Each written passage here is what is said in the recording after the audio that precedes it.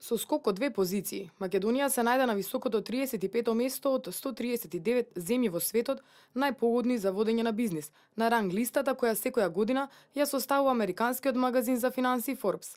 Македонија е најдобро рангирана во категориите бирократија и даночни олеснувања, каде што е на високите 4-то и 9-то место. Во категоријата слободна трговија, земјата е рангирана на 41-то место, по монетарна слобода на 25-то место, за имотни права на 65-то место, за иновации на 51-то место, во категоријата технологија на 61-то место, а според ниво на корупција на 64-то место, додека според критериумот за заштита на инвеститори, оваа година Македонија е рангирана на високото 13-то место.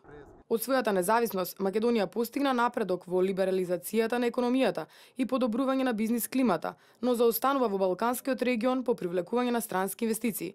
Земјата одржува макроекономска стабилност и наспроти глобалната финансиска криза, со спроведување на прудентна монетарна политика, која одржува стабилна домашната валута, се вели во образложението на Forbes. На прво место на листата на Forbes оваа година се наоѓа Шведска, како најдобра земја во светот за водење бизнис. Првите 5 места ги дополнуваат Нов Зеланд, кој лани беше на првата позиција, потоа следат Хонг Конг, Ирска и Велика Британија. Од земјите во регионот, Словенија е рангирана на високото 20-то место, Бугарија е на 38-то место, Хрватска на 46-то место, додека Грција на 47-та позиција.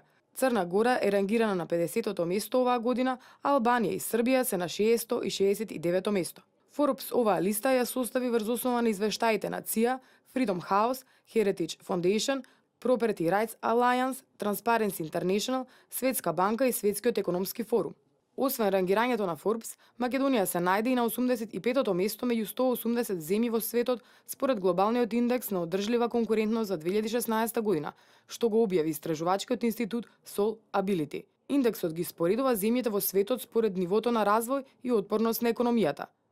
Рангираните земји се поделени во 4 групи, а Македонија е во втората четвртина пред Црна Гора и Турција.